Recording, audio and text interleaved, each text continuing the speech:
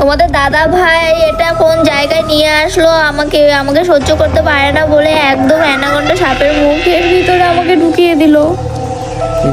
ওরে বাবা, আমাকে না, আরো অনেকেই ঢুকে যাচ্ছে এই মুখের ভিতর দিয়ে। এই সাপের পেটের ভিতরে এমন কি আছে, চলো গিয়েই দেখা যাক।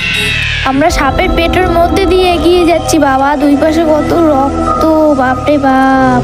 আর এটা আমি এখন কোথায় চলে আসলাম, মনে হচ্ছে একটা অন্ধকার গুহার ভিতরে। বাপরে বাপ, আবার আমার ড্রেসটার কালারও চেঞ্জ হয়ে গেল। ও কি মজা, আনন্দই হচ্ছে না, একটু নিচেই নেই। ওরে বাপরে, এটা আবার কি ভূত? ও বাবা, আমার তো ভয়ে হার্ট ব্লক হয়ে যাচ্ছে।